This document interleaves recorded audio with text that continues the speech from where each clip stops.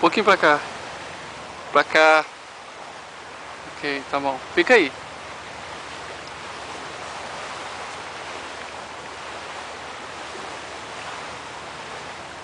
Oi, Sussu. Ei, Sussu. Você pediu uma mensagem, tá aí a mensagem. Qual a mensagem?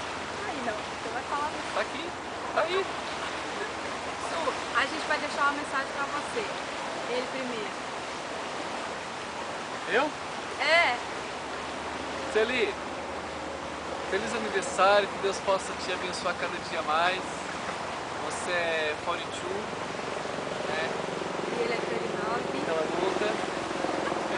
Então tá, Celi, um beijo pra você, que Deus possa te abençoar grandemente, realizar os seus desejos segundo a vontade dele, e que você possa ser cada dia muito feliz.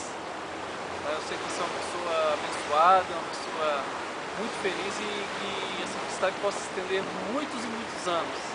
Até você fazer 60, 70, 80. Né? Um beijo pra você, nós te amamos muito. E no fundo, essa paisagem aqui, a ponte de George Washington. Aqui é a divisa entre Nova York e New Jersey. Nós estamos no lado de New Jersey.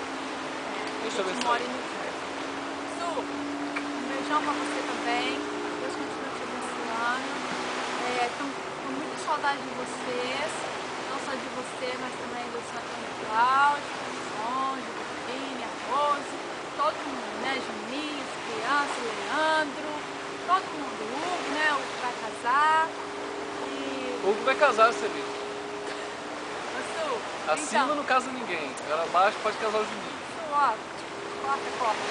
Então, um beijão pra você, viu? Nós te amamos muito, estamos com muita saudade, tá bom?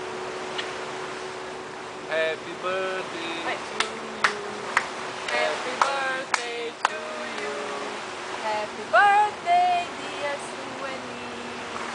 Happy birthday to you. 42. Uhul!